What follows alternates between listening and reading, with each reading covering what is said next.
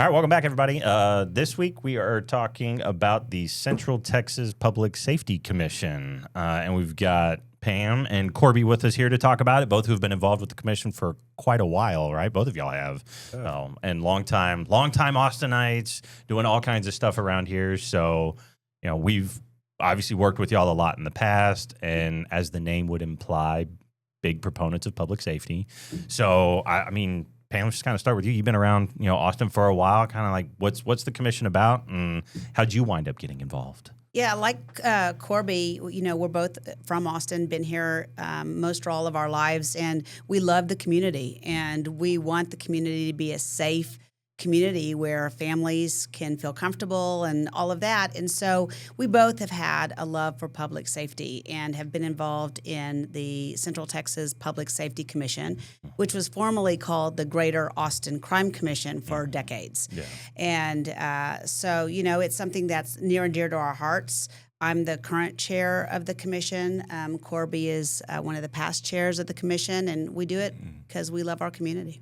Yeah, it's rare. And I actually say, I don't think we even told y'all this, but now everybody sitting at the table are actually Austinites, because Christopher's from Austin. I grew up here. Grew up on the north side, been on the south side for a while. Like, it's rare to have a table just full of Austinites actually talking about Austin. I kind of think that's a moment worth highlighting. So it's funny. Sometimes people say, "Where'd you go to school?" And I think high school. Right. I don't think they mean college, but I mean exactly. I say high school. Yeah, exactly. I mean, okay. Well, you brought it up, so now I got to answer it. What school did you go to? I went to Anderson. Okay. I was in the busing era where I was bused to part of town and then came back to Northwest Austin and went to high school at Anderson. Oh, there you go. All right, Corby, where'd you go to school? So I went to Austin High School, but much like Pam, I grew up in a house about 7 blocks from O. Henry Middle School, but I was actually bused. I went to Cassis Elementary School. Oh, wow. And bused to Martin Junior High. Okay. And then back to Austin High. But to echo Pam's comments, I mean, we've both been a part of this organization for over 15 years. Mm-hmm. The Greater Austin Crime Commission was started 27 years ago. Mm-hmm. The late Roy Butler, the late Ralph Wayne, Admiral Bob Inman. And we got in a room one afternoon and said, look, we've got to do something for public safety. Mm-hmm. And it was an organization that started, and that was the backfall of it, is like-minded folks that were either from Austin, born and raised in Austin, lived in Austin, moved their businesses to Austin, and it was started because of love of the city and leaving the wood pile higher than we found it. And that's much of today of the Central Texas Public Safety Commission. Like Pam, my wife and I are raising our girls here in town, and it matters. And being born and raised in Austin, went to school out at Texas Tech University, but I've been back since 2001, and I know there's a whole other forgive podcast you for about that one. I know, right? But it's something that's near and dear to our heart, and a very diverse board, but an engaged board on helping obviously our Central Texas first responders and what they need. So. Yeah. It's been an honor to do it, and Pam and I both. Pam's been our chair for the past 2 years. Have done an incredible job of kind of maneuvering and guiding this organization as we've rebranded from the Greater Austin Crime Commission to the Central Texas Public Safety Commission. As I don't have to tell you, there's all types of issues that we all face. Some more engaging than others, but it's something that. We've been around for a long time, and we're here for the first responders, and it's a true honor for us to be here today, and obviously talking about what we're doing. So, I mean, kind of what you hit on though, like talking about y'all been around for a long time. So you've seen a lot of change. Our city has changed a lot over the years, and it seems to be even more rapidly changing over the last 10, 15 years in particular. Like, what are some of the things, as it relates to what you guys are focused on, what are some of the things that you've seen change the most, whether that's, y'all are getting busier, there's more things for y'all to address, positive things, or some of the challenges that you guys have seen, come up more often lately? Well, I mean, I'll let Corby jump in, but, obviously with the size of the community and the growth that we've experienced, we have not seeing the first responders be able to keep up with their numbers, right? With the staffing issue is a really big issue. You know, the city has not fully funded the public safety departments, like in my opinion, that they should have, and you know, the need for personnel has just become so great. Yeah. You know, among all the departments, really. You know, and we've also just seen a change in how our community functions, right? I mean, it used to have that small town feel. It doesn't have that anymore. It's a very diverse city. There is a lot of going on. You know, we've always had a big nightlife scene here, but now that nightlife scene is not just on one side of 6th Street. It's in various areas of town, and there's just it's a different population. It's active population, and it there's a lot of need right now. Yeah, I think the asks over the years. I mean, you know, being around 27 years and Pam and I being a part of an organization for over 15. I mean, we need help funding for a new helicopter, or we need help funding for badges, or we need help funding for pistols or Glocks, or we need help with a staffing model that we help fund, or ballistic vest, or all those things. We just recently, which has been really cool, we helped with the shields for the police horse. Oh yeah. That's right. Battalion, mounted patrol, and it was fascinating to go out there and tour that and see what the horses were using versus what they were wanting, and how much these new shields would obviously help them do their job. And it was super, super cool. But, over the years, these asks have been totally different, and we enjoy doing them, not with the Austin Police Department, but the Austin Fire Department and EMS as well. And so, we get asked a lot, but now it's a lot of it's transforming in when can we get involved with budget? When can we get involved with staffing? Because we're always the first at the table when you guys ask, or Chief Baker or Chief Lukowitz, we're always there. And staffing is the number one important aspect of what we're here to do. And it's amazing how far off topic we've gotten about that over the years. I mean, passing a budget, a police budget, when we first got on board with this was no problem. I mean, obviously you remember all that, but now it's not only does the Central Texas Public Safety Commission show up, but the Opportunity Austin shows up, Downtown Austin Alliance shows up, the Real Estate Council of Austin shows up, the Chambers shows up. So a lot of the business community that we lock arms with are there voicing their opinion as into favor as why we need these budgets passed for officers, and why we need more cadet classes, and why.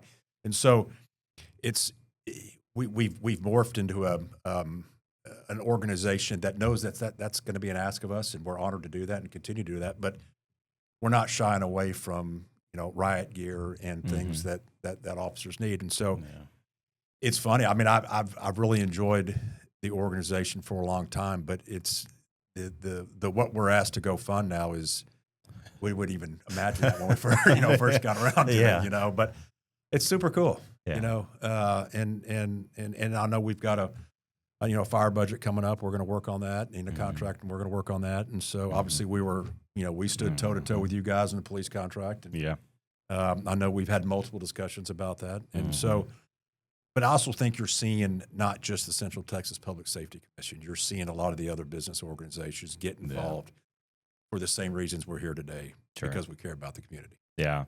Well, and the thing at its core, and I've had this conversation more and more with people, is the reason public safety is a core function of city government, the reason public safety is so important, is that it's really hard to attain economic prosperity when you can't keep businesses safe, when you can't create a safe environment for people to do business, when people don't feel safe living in their own city, right? Like, that safety aspect is, at its core, is the most important thing to make sure that people want to come here. Because if people don't feel safe wherever they're living, working, whatever, visiting, it's really hard to get people to want to come. And so that's why, and we've talked about this more and more with people, like, public safety is a major economic development component. 100%. Because, like, that's what a lot of people are worried about. And I know studies have been done in the past, like, where they've polled businesses and asked, like, hey, how important is this one to you? And it's one of the, like, it's up there. It's one of the top things that people talk about. And when we're looking at staffing, Like, it's kind of crazy to think that now in 2025, we're at the staffing levels that we were right around 2005. That's like right. we're headed back the other way when we're trying to move forward, but we're dealing with a lot of struggles, and so like trying to get that built back up. And it was one of the studies that the commission had funded, the Matrix report, as we called it. We did. Back right, I think that was 2018, 2019, right? 20, we started in 2017 and really kind of got through most of it in 2018 and then presented in 2019. Yeah, because that was the one that, and we continue to talk about that a lot, because at the end of the day, like, the city was part of that as well. Yeah. And that was a report that showed at the time when we had right around 1,900 officers compared to we've got 1,500 now. Right. But even then, when we had 1,900 is when that study said we needed 200 to 300 more then. So like realistically, it was like, hey, we need between 21 to 2,200 people, 21 to 2,200 officers here. And that was, I mean, we had at least probably 100,000 fewer residents at the time when that study was done. Yep. Mm-hmm. And so it's just crazy to think about, like, my goodness, all these new challenges that have shown up in the environment that we're working in and trying to address all these challenges. So, well, yeah, and I think too, when back to the the times of full staffing, when you placed a call to 911, you somebody answered, and when you had an issue, someone was out on scene quickly, and it's just not happening in the frequency we would like it to happen, as in today's world, and because of the size of the department versus the population in 2005 versus the population in 2025. And I know, and Pam knows how massive growth this city has had, and we've just not done the job on keeping our staff levels up to supply that. And I'll let Pam add to this, but the correlation between public safety and economic development, Pam, in her day job, is a land use attorney, and a very good one. So, and I'm in the title insurance business, and so we insure residential, commercial real estate. So we welcome economic development. We welcome rooftops. We welcome more people, but it's obviously our job to help staff a department to take care of us all. And so there's a really direct relationship between public safety and economic development. People want to feel safe, and when you're paying the taxes you pay in the city of Austin, and you're having to pay the expenditures, the quality of life that you want, then you expect to be safe. So, I've noticed there's been a noticeable change over the last year in that people are more willing to support public safety than they have been in the past. It's refreshing. It's locals, people who've been here forever, as well as people who've moved here from other big cities, whether it's New York, LA, Chicago, and they're new to Austin, or they've been here a few years. They love Austin, and they want to get ahead of the curve, and they're reaching out to us, or just in our just normal everyday conversations. They're always asking questions. What is Austin doing to get ahead of things? What is Austin doing to make sure you don't get yourself into a situation where you're like a Boston or a LA or a New York, right? Chicago, you name it. And so I really am encouraged by the interest in so many of the people that are moving here who want to make sure Austin stays safe. It's refreshing and it's nice, and they're passionate about it, even though they're not from here and have not been here very long. Yeah, but they're coming from communities where they don't want to go back. Yeah, and they're refugees here, right? and they want Austin to be a place that is not going to be like where they're moving from. Yeah, and that's a big selling point for what we have here. Obviously, we said both of us, on the opportunity. We both work with, do a lot of work with Opportunity Austin, but we also are always selling Austin, and having the folks working with these organizations like ours to make this city not become the city that these folks are moving from. That's a big, important part of what. Yeah, no, absolutely, and I think part of that too is that right now, to me. Anyway, I'd be curious y'all's opinion. Like, this is a moment of opportunity right now for our city when it comes to public safety in particular, because there are so many people that are focused on it, right? And we're seeing the signs in some cases where there's trends where it's like, we don't like where this is going, but it's not out of control. We're not a Chicago. We're not a Detroit. We're not these cities where homicide rates are, in the hundreds for a city our size, right? Our rate is double what it was, 5 years ago, but it's not what we see for other cities per se.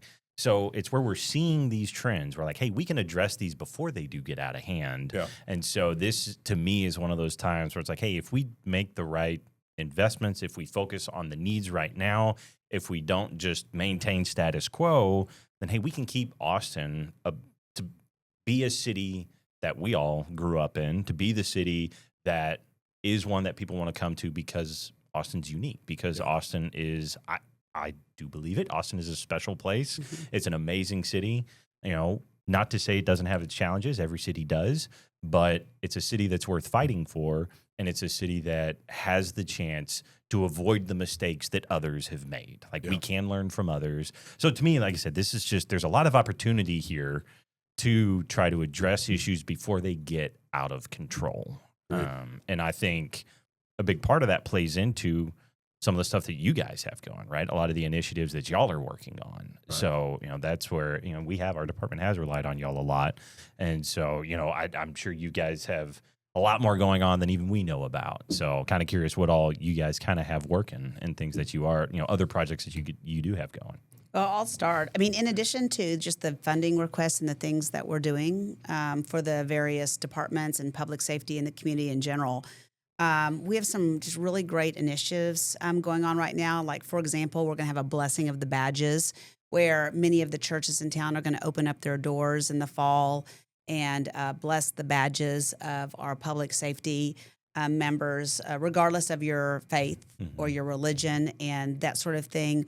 We will have our annual fundraiser coming up in November, which we're really excited about, which is an excellent opportunity for the community and the chiefs to all kind of discuss key issues as it relates to public safety and all of that. And we've just had so many events. I mean, there's been golf tournament.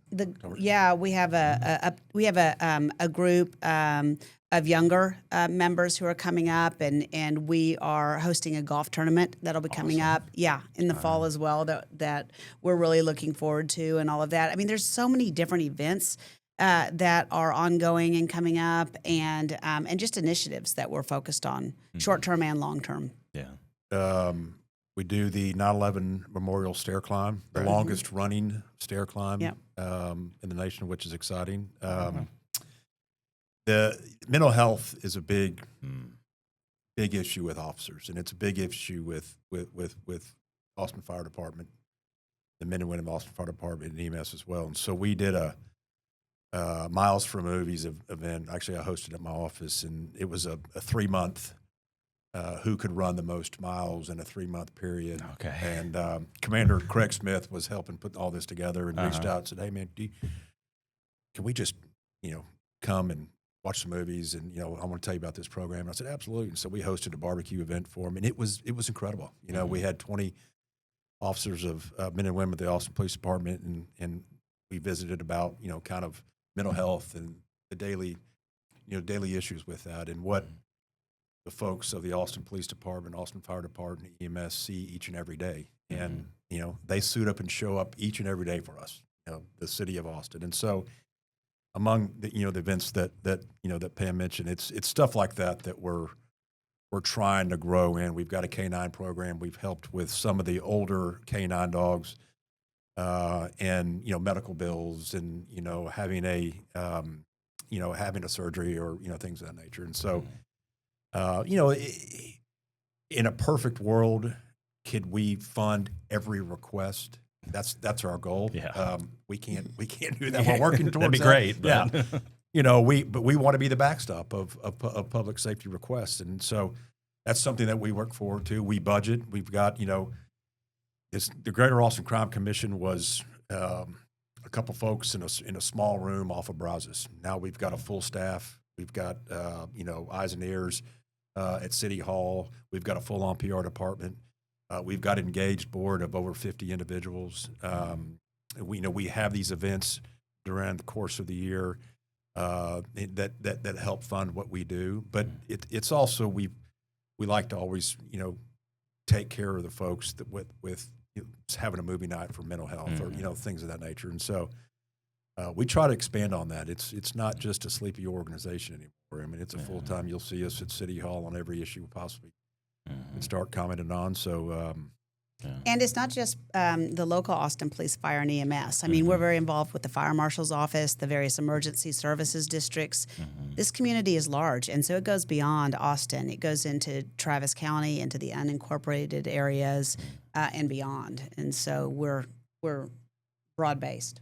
Pam's worked a lot with the 12 ISDs in and around Austin, which has been, we've actually had some of the representatives at our last board meeting to start engaging in discussions about, how to help them and how, their needs and what, and so hence the name change from the Greater Austin Crime Commission to the Central Texas Public Safety Commission. Obviously, we're trying to broaden the horizon on all this. Yeah. There's a lot of needs all over the place. There is. Like you said, that's for the ideal world. Where's the unlimited supply of money to take care of everything? Yeah. Hadn't found that one yet. Yeah. Oh. Let me know when you do. Yeah, I know, right? Yeah, I'll gladly share the wealth, I promise. And we're privately funded. So, I mean, Yeah. we don't get grants. All of our donors are individuals or, companies in the community that care about the community and want to help keep the community safe. Yeah. We did a night for first responders. We did 100 tickets at soccer game. So we brought first responders and their families out, which was super cool. I hope you took part of that. Yeah. We did the same thing at the Dell Diamond. We had 100 tickets for our first responders. And, the Round Rock Express has been a huge, supporter of our organization and know them very well. And so, and it's just been it's been amazing to see. Covert Auto Group helped us out on the ballistic fundraising for the ballistic vests, and they've been absolutely incredible, And so, it's fun to see the partnerships that our organization has. Again, to Pam's point, we are 100% privately funded, and this is, the money that's raised is from local support, but it's also from local families that want to give back in organizations and sports teams and stuff that want to say thanks. So. Yeah, and those types of events, I think it's interesting to see the reactions between some people. But I can tell you from like the officer perspective, and going back to the mental health and wellness thing, right? Like I went through a class. It's been a little bit now, but it was talking about the amount of traumatic experiences basically that first responders go through, right? And it's police, fire, and EMS. But like the average person probably experiences 3 to 4 traumatic events throughout their lifetime. And when you're in, one of the public safety sectors, that goes up to around 300 to 400 that people experience. And I think sometimes it amazes people when you tell them like, hey, these events, like going to a soccer game, going to a baseball game, having a movie night, right? Something like that where it's like literally just a chance for an officer to go do something for a firefighter, for anybody. Just go out and kind of unplug from work while still being around other like-minded people that are in the same boat that you are, provides this relief, this outlet to people versus, what could be potentially some unhealthy coping mechanisms, right? There's other things that show you like, hey, there's people that support you. There's people that understand what officers go through that, here's just a chance to go do something small, something simple, but it means so much, which is also why, like, a lot of times, when people say, you just see somebody on the street and, they say hi or they wave or they thank you or whatever, right? Like those simple gestures go such a long way. Yeah. And seeing that kind of support is a big contributor for morale within departments and these organizations that you deal with so much of people at their worst that when you get to unplug from all of that, it means a lot.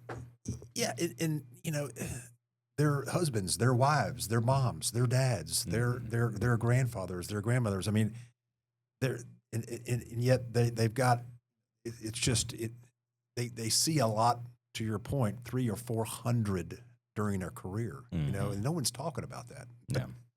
That's some serious stuff, And so if there's an opportunity for our organization to, be an ejector seat from work and go and have an event and enjoy and be we're happy to do that, And so we'll obviously keep keep doing that, and happy to do it. So one of my favorite events each year, it's usually around the end of the year, is the firefighters breakfast. It is so amazing. I tear up every year because they basically honor firefighters who did great things during the year, but they all get to bring their families and their kids. And it is just amazing to see those kids look up to their mom or their dad who's done something great.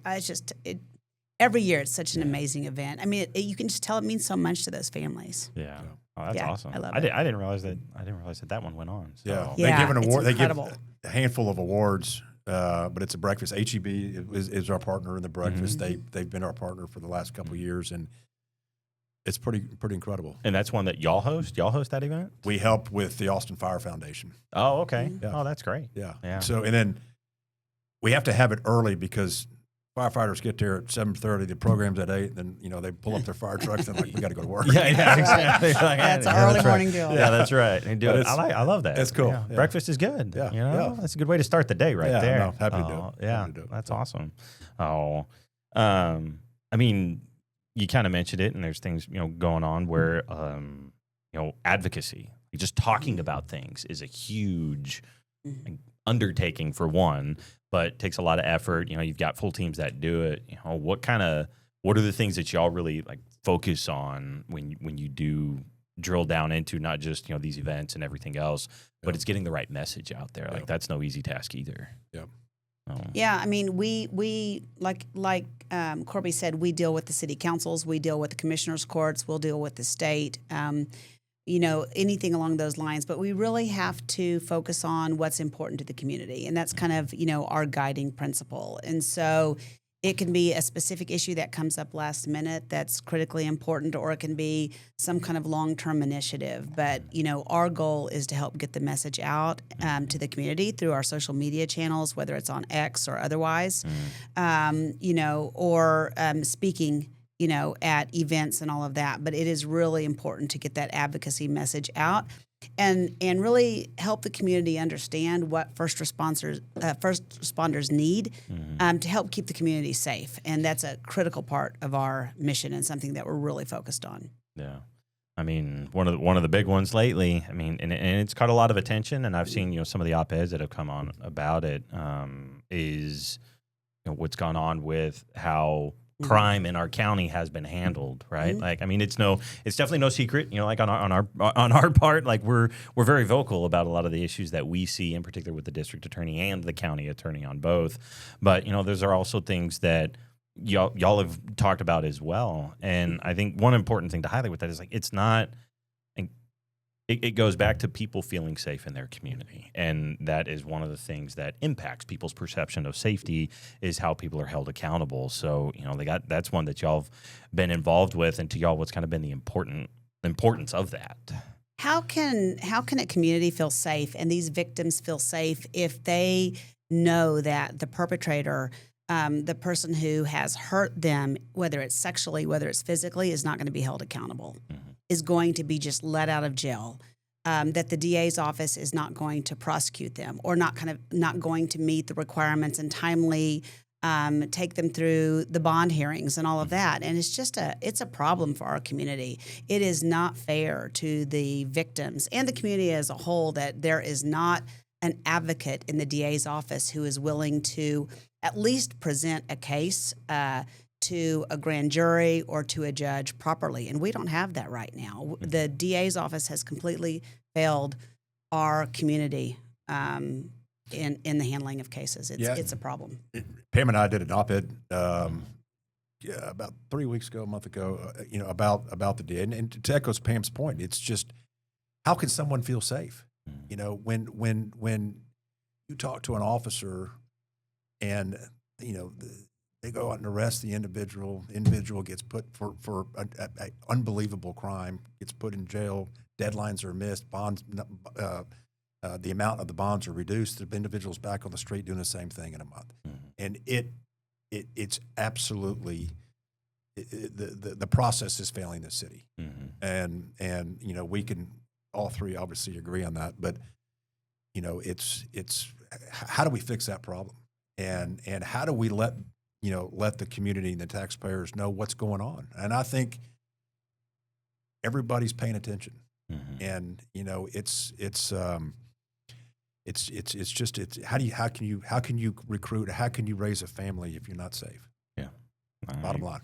Exactly. Yeah. Bottom line. And it's definitely, I mean, I know the DA catches a lot of attention for it, but it's obviously, it's not just them. Like you just said, right? If bonds get reduced, like a lot of times that's up to judges too. Yeah. And so it's making sure that all of these elected officials truly understand the priority of the community, right? Austin's been one that in general is, a very, I guess I'd say understanding, right? Like fairly forgiving community, but that doesn't mean that accountability is non-existent. 100%. It means that there's got to be the balance, and everything just seems out of balance right now, where we've got to come back to that spot where it's the middle ground. Where it's like, hey, we can't let violent offenders out. We can't let people accused of murder out and have their bond reduced that they can, begin to flee, and then us have to go back and catch them again. That's right. But also recognize that just because it's someone's first time offense doesn't mean that you got to throw them away and lock, throw them in jail and lock them in forever, right? Like that's not what we need to do. You got to find the middle ground where you're truly giving people second chances that deserve it, but where people violate other people's safety, innocent people's safety, that you actually hold them accountable. Absolutely. So the district attorney's office has to do their job. The DA has to do his job. He has to prosecute. He has to protect the community, and it's just not happening. Yeah. There's some great reporting going on by Tony Polinsky at KXAN. On X, there's Austin Justice, and they're just highlighting facts, And so I think it's important to kind of, watch, what's coming out publicly about what's really going on. And we applaud in facts that have not been highlighted in a long time, and we're talking about them. Yeah. And these are the facts. We're not making this up. These are the facts. Right. And for the longest time, they weren't talked about. Well, that's not right. Yeah. People need to know what's going on in the DA's office. People need to know the crimes that are being committed and the individuals that are committing these crimes, and then the process on how. I mean, accountability is everything. Mm-hmm. Yeah. Yeah. I couldn't agree with you more. Yep. And Pam's comments as well. Yeah. And I'll throw it out there. I've had a few people make this accusation. We do not run the Austin Justice account. That's not us. It is not us putting that info. Some very dedicated individual is out there doing it. It's not only that. Okay, we don't know. We don't know who does it. Yeah. This is a mystery account. None of us run. It is someone out there that is doing great work. And I mean, because it's a lot of good info that needs to get out there. And it's factual. And it is factual, which is the most important part, right? You've got to be able to back up what you say with the facts, and that's all that's coming out. It's just there's logs, there's records that have to be kept on all of this, and people can go find it. It's just time consuming, and so like you have to have people that are willing to go through that effort, that time to get to the bottom of everything and to put those facts out there. So we do not run that account, but whoever you are, keep it up. You're doing great stuff. Yes, I mean, a big part, like I said, we've been talking about is advocacy. And yes, the DA is an issue that's been kind of front and center, very prominent lately, but there's also stuff that happens on the city level, obviously, and we're going through budget season right now. So I know that's probably stuff that y'all have been looking at as well. And so I guess, what are the things that you guys have really focused on over the years and now when it comes to dealing with advocacy, even on the city level? Like you said, you've got the relationships with council members, so I assume y'all are talking to them. That's a full-time job in and of itself, trying to stay in touch with council and doing what you need to do. That is. I mean, part of it is just educating new council members on, what the various departments do and what the commission does. And then it is really digging in and helping address issues that are going on between the various public safety departments and the city. And so we always take a very active role when issues come up at council, whether it's fire, police, or EMS. And something needs to be addressed. There's an issue, or there's a budgetary concern, or there's a need.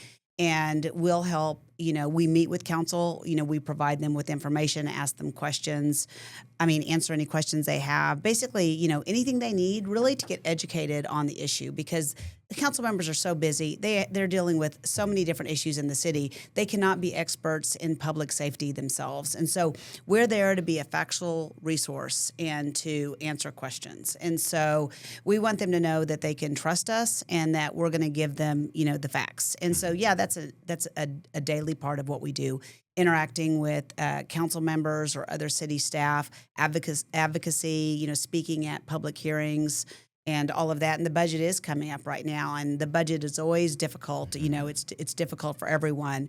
But we will be there Thursday. We show up at the council hearings, and we make sure that the public safety voice is heard. Yeah, and I think it's important to echo Pam's comments that city leadership changes. I mean, city council members change.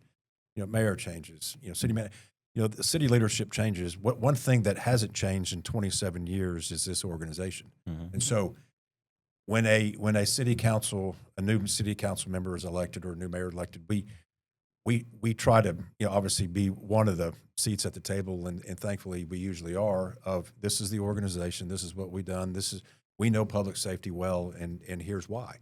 And so again, to Pam's point, we are a city council member can't be 100% on know everything about public safety and all the other things that he or she needs to work on, especially in their district. And so I think it's comforting to have an organization like ours that's been around for 27 years to say this is what we've done and this is how we've done it. But we're also, a partner with the city on public safety, and so that holds a lot to a newly elected council member, and obviously those that have been in the job for a while. And so they look to us to be experts on how to better public safety for the community of Austin. And I think that holds well to our organization, and one that we're very proud of. We spend a lot of time, trust me, coming over through budgets, and it's a lot of work. It's tedious work, but it's also, we've got to be able to voice our opinion when needed. And so we do that. Same with contract negotiations. When the police department contract came up, last summer, it was an incredible amount of work. It had been in the process for years, and there was just a lot of effort needed to move that forward. Yeah. I mean, obviously, like you said, y'all been around for a while. These are, a reputation that you developed where, like, hey, this is the resource that you guys are. And this is talking over the years, not necessarily specific to this council, but how receptive have you found that council members typically are when you do want to come in and talk about it? Like, do they seem like they're receptive? Some take more work than others, or kind of what's been their reaction to what you guys are there for? They're receptive. Yeah. Now, ideologically, they don't always agree or necessarily have certain council members over the years public safety as a priority, but they are almost always receptive. They want to hear, they want to listen, and so they've been very good in that regard. Yeah. There hasn't been a time the organization could not meet with a council member. That's good. Or a mayor.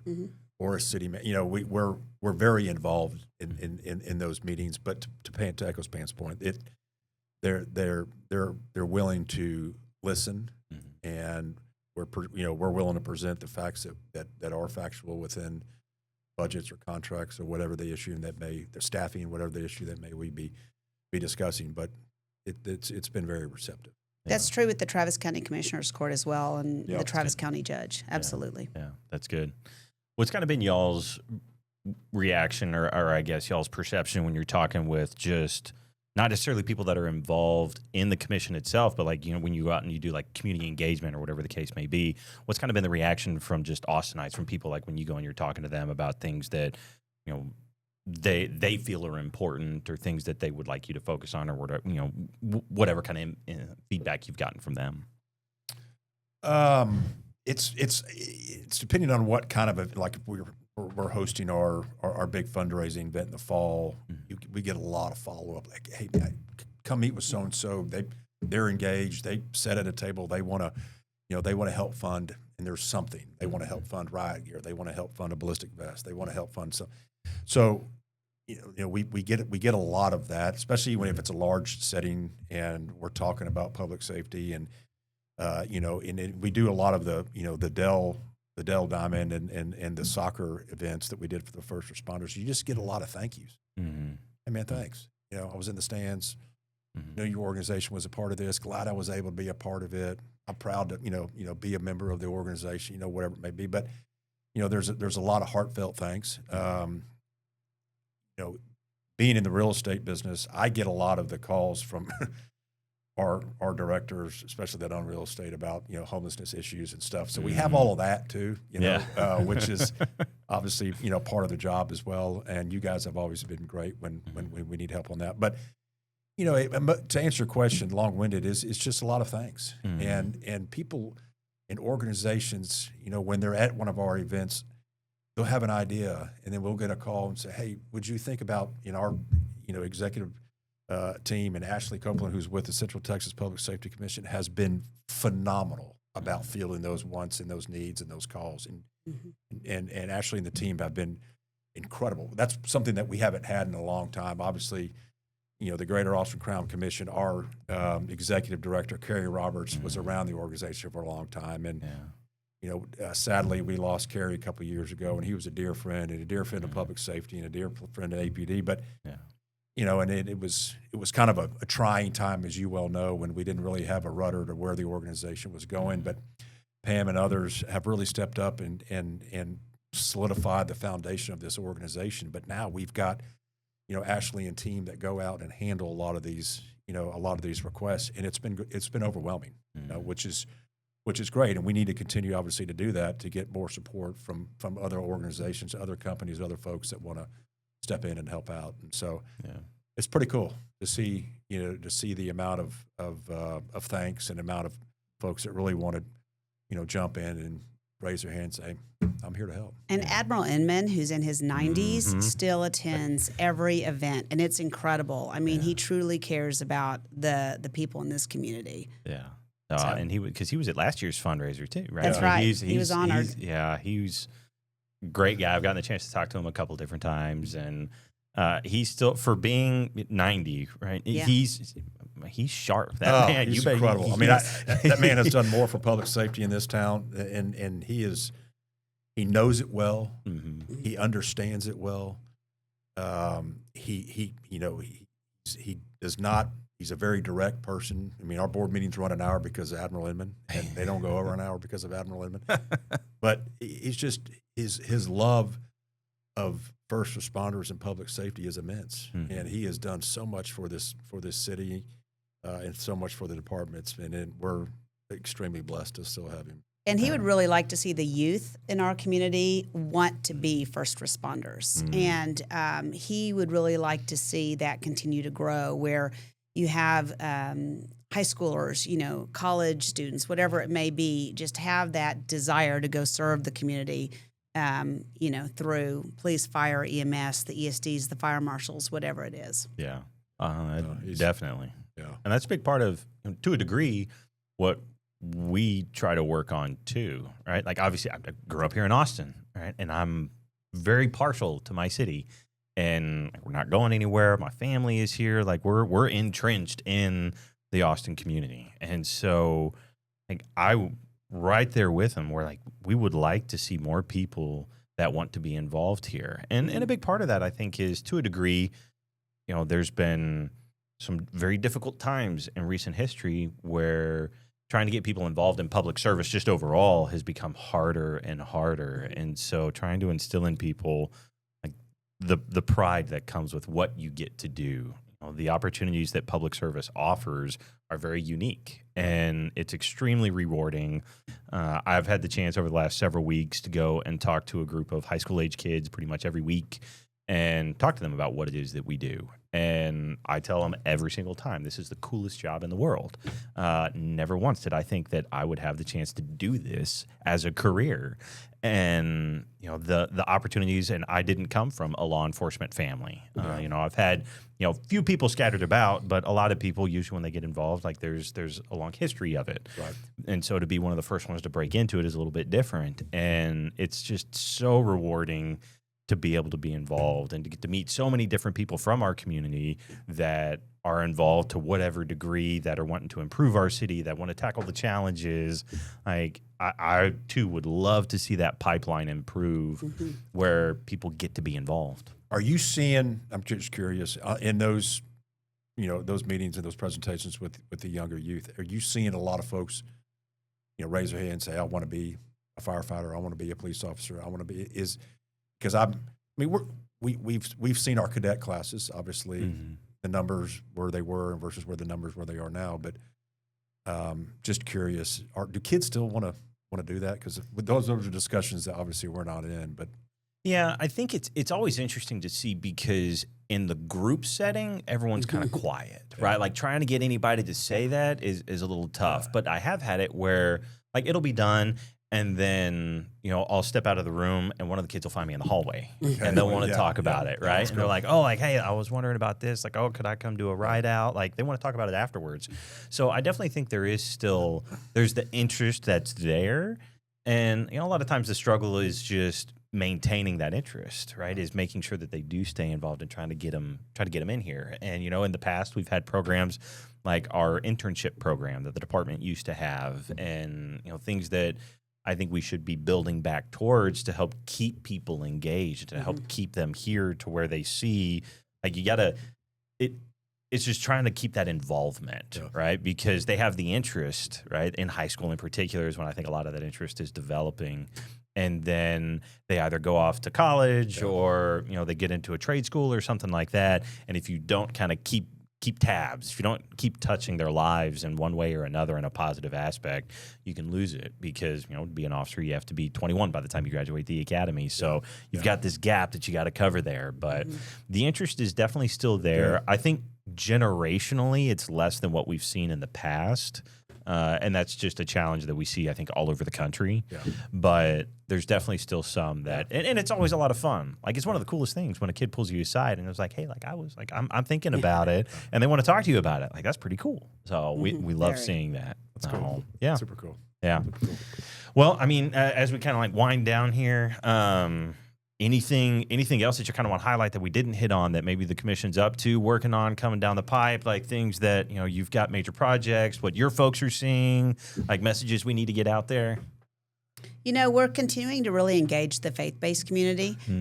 So we think it's just so important for, just the community as a whole and the faith-based outreach. So that's something that's really important to us and that we're really focused on as well. But we're rocking along. I will say, things have improved in the city related to public safety over the last couple of years, and we want to see that continue. And we appreciate all that you do. You're an incredible resource if we ever have a question or need information. So we always appreciate your accessibility as well. Oh, absolutely. I think, to echo Pam's comments, I mean, we're obviously budget season, so we're super involved in we've got our golf tournament in October the 6th. Our fall event, November event, will be November the 20th. So that's our big fundraiser for the year. And so we'll continue to sell tables and work on that. But, just to echo Pam, I mean, we want to say thanks not only to the men and women of the Austin Police Department, but the Austin Fire Department and EMS. I mean, it is an honor for us to work with you and stand by you. And it's something this organization's been around for a long time, and we're not going anywhere. And so I just stay safe out there, and don't hesitate to call us if you need. Well, yeah, we appreciate it, and I will absolutely confirm, just in case it was ever a doubt in anybody's mind, y'all have been a longstanding, phenomenal partner, in particular for APD.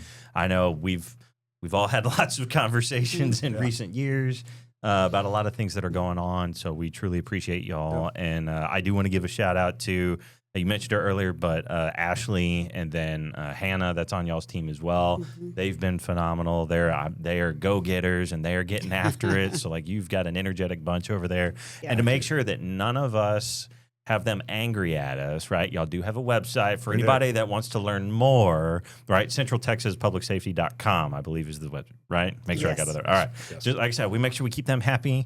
Don't want the staff yelling at y'all. We're like, hey, you went on this podcast. You didn't say anything about our website. More places that you can learn about it. But I appreciate y'all taking the time. You bet. Being huge supporters of public safety, not just us. There's a lot of needs out there. So y'all do great work, and we really appreciate it. Thank you. Yeah. Thank you. Thanks, y'all. We appreciate it, and we'll see y'all on the next one.